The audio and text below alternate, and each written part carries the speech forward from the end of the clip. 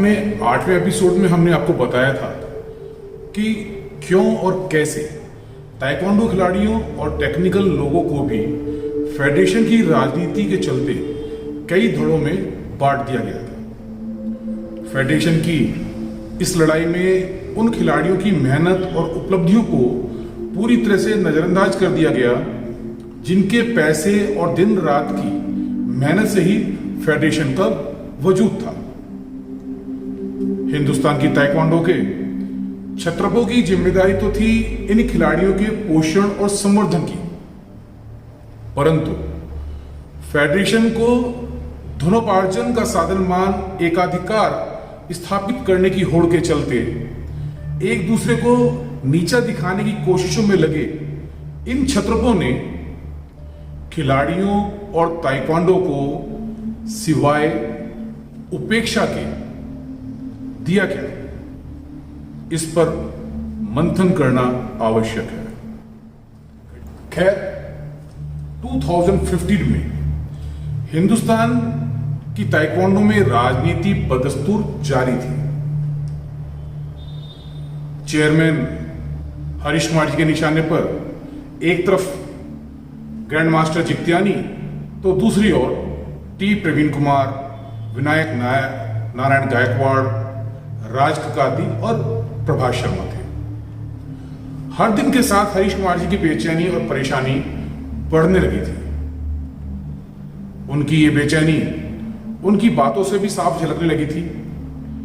Indian Olympic association का dispute commission और Indian Olympic association के कुछ पदाधिकारियों के अलावा कभी हरीश कुमार जी के सबसे बड़े शुभचिंतक रहे सुरेश कलमाड़ी भी अब हरीश कुमार जी के निशाने पर आने लगे थे। आरोपों प्रत्यारोपों का दौर जारी था। राज ककाती और प्रभास शर्मा ग्रुप में सेंध लगाने की सारी कोशिशें नाकाम होती जा रही थी। प्रभास शर्मा का ग्रुप अपनी जीत को लेकर निश्चित नजर आने लगा था और इनके इस कॉन्फिडेंस के लिए जिम्मेदार माना जा रहा था प्रभास शर्मा के राजनीतिक और अदालती गुरु आर.के. आनंद को, जो कि उस समय भी झारखंड ओलंपिक एसोसिएशन के अध्यक्ष थे। सोशल मीडिया पूरी तरह से ताइक्वांडो फेडरेशन की आपसी खींचतान से भर गया था। ऐसे में केरल में आयोजित होने वाले राष्ट्रीय खेल दोनों धड़ों के लिए प्रतिष्ठा का प्रश्न बन गए थे। ओलंपिक संघ के हस्तक्षेप से तकनीकी अधिकारियों या यूं कहें कि रेफरियों का एक संयुक्त दल बनाया गया और दोनों फेडरेशनों की भारी खींचतान के बाद टी प्रवीण कुमार को ताइक्वांडो प्रतियोगिता करवाने की जिम्मेदारी गोवा की अंतर्राष्ट्रीय महिला रेफरी एंजेला नाइक के साथ संयुक्त रूप से सौंप दी गई। अब इसे चाहे आप जिस मर्जी रूप में देखना चाहें देख सकते हैं कि जहां राष्ट्रीय खेलों में विभिन्न प्रकार के विवाद उठते रहे, वहीं ताइक्वांडो एक ऐसा खेल रहा जहां एक भी विवाद नहीं हुआ। अब आप इसे जिस मर्जी रूप में देखना चाहें देख सकते हैं, चाहे कुशल प्रशासनिक नेतृत्व या फिर समय की मांग। मैं इसे ताइक्वांडो खेल के प्रति समर्पित उन सभी तकनीकी रूप से दक्ष रेफरियों और कोचों की एकता और परस्पर सहयोग की भावना के उत्कृष्ट प्रदर्शन के रूप में याद रखना पसंद करूंगा। हो सकता है आप में से कुछ लोग मेरे से सहमत ना हो, परंतु मैं ऐसा इसलिए कह रहा हूं कि जिन विषम परिस्थितियों से हिंदुस्तान की ताइक्वांडो निकल रही थी, पूरे हिंदुस्तान के खिलाड़ियों और ओलंपिक संघ की नजरें ताइक्वांडो खेल और खिलाड़ियों के व्यवहार पर टिकी हुई थी। ऐसे में टेक्निकल लोगों द्वारा किया गया निष्पक्ष व्यवहार यह देखने के लिए काफी था कि united we stand, divided we fall. Kerala national games से राजनीतिक रूप से बटे लोगों को क्या हासिल हुआ यह तो वही जाने, परंतु टी प्रवीण कुमार के टूर्नामेंट डायरेक्टर बने रहने से राज ककाती और प्रभात शर्मा के गुट के राज्य संघों को अपनी मेहनत रंग लाती दिखाई देने लगी थी। आरोपों प्रत्यारोपों के बीच हर धड़े की अलग अलग national championship, referee seminar, black belt test और जिसका जो मन करा वो सब चलता रहा।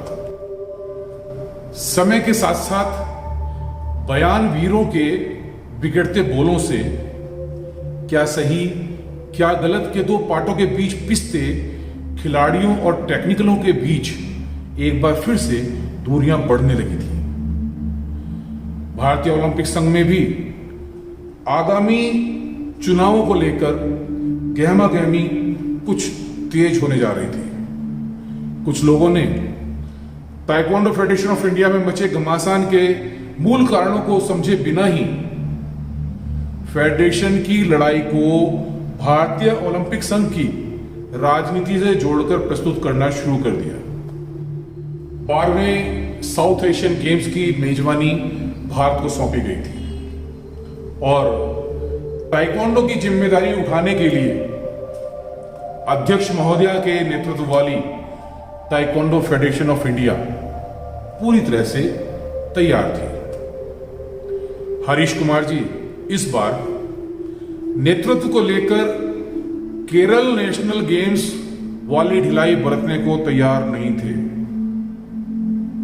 टूर्नामेंट डायरेक्टर से लेकर हिंदुस्तान के हिस्से के टेक्निकल लोगों के अपॉइंटमेंट तक सब कुछ इस बार चेयरमैन साहब के कंट्रोल में था। निश्चित रूप से इन 12वें साउथ एशियन गेम्स में ताइक्वांडो प्रतियोगिता की कमांड पूरी तरह से फेडरेशन के चेयरमैन हरीश कुमार जी के हाथों में ही थी। गुवाहाटी में आयोजित इंडियन ओलंपिक एसोसिएशन की मीटिंग से लेकर इन साउथ एशियन ताइक्वांडो प्रतियोगिता की समाप्ति तक चेयरमैन हरीश कुमार जी ने कोई मौका अपने विपक्षियों को नहीं दिया। चाहे मामला टूर्नामेंट डायरेक्टर बनाने का हो या फिर हिंदुस्तान की ओर से टेक्निकल्स के अपॉइंटमेंट का, सभी क्षेत्रों में पूरी तरह से हरीश कुमार जी की ही पकड़ थी। इस प्रतियोगिता में हिंदुस्तानी खिलाड़ियों ने भी शानदार प्रदर्शन किया, परंतु कुछ चालबाज चापलूसों की चालबाजी इस अंतरराष्ट्रीय स्तर की महत्वपूर्ण प्रतियोगिता में भी व्यक्तिगत हितों को साधने में कामयाब रही। एक कहावत है ना कि एक सड़ा आम पूरी टोकरी के आमों को खराब कर देता है। कुछ ऐसा ही हुआ गुवाहाटी एयरपोर्ट पर। पूरी मेहनत और निष्ठा से इन साउथ एशियन गेम्स में प्रतियोगिता को सफलतापूर्वक संपन्न कराने के बाद जब भारतीय टेक्निकलों का एक दल गुवाहाटी एयरपोर्ट पर दिल्ली आने के लिए अपनी फ्लाइट के इंतजार में था, तभी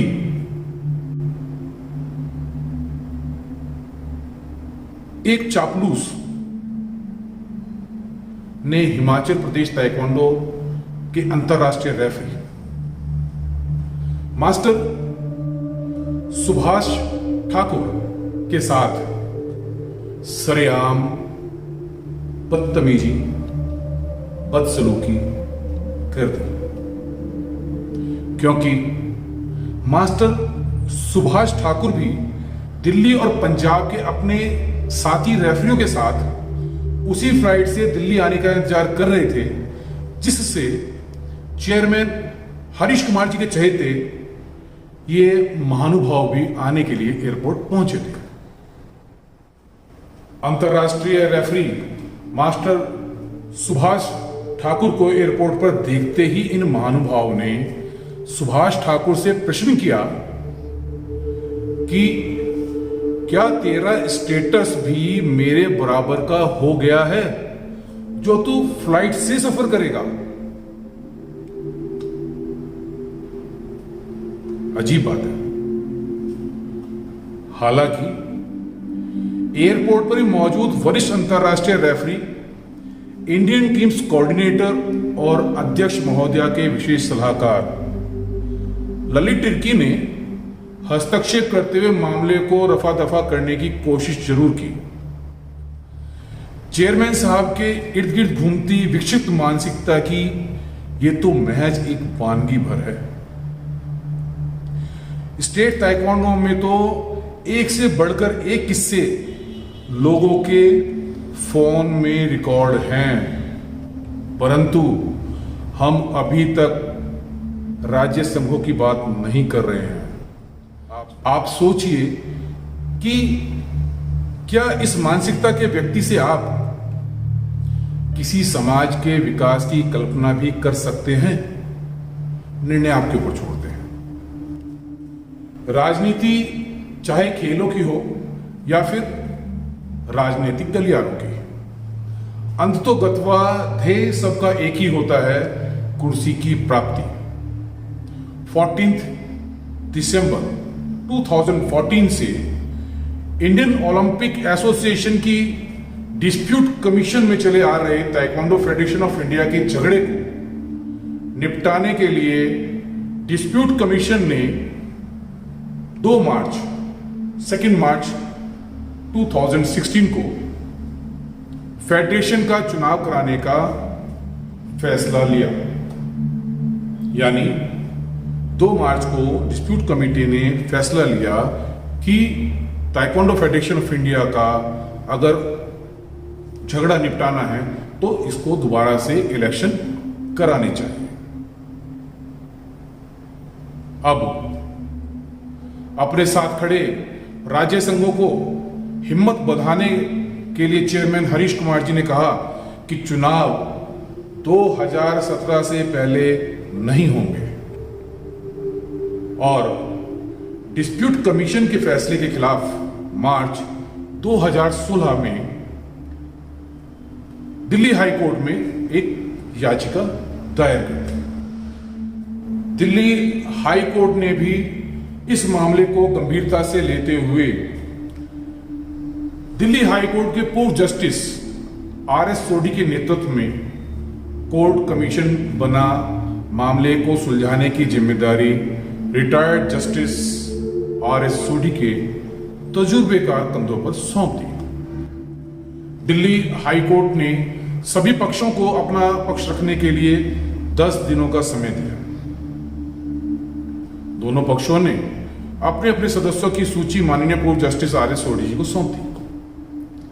रिटायर्ड जस्टिस सोढी ने सभी पक्षों को लगातार सुनने के बाद उन सभी राज्य संघों की दावेदारी को सही माना जिन्हें 23 नवंबर 2014 की मीटिंग के बाद माननीय अध्यक्ष महोदया के द्वारा बिना शो कॉज नोटिस जारी किए ही मृत यानी डिफंक्ट घोषित कर दिया गया था। पूर्व जस्टिस आर.एस. सोढी के इस फैसले से एक बात तो स्पष्ट हो गई थी कि अब अध्यक्ष महोदया की कुर्सी पर बने रहना मुश्किल ही नहीं, नामुमकिन था।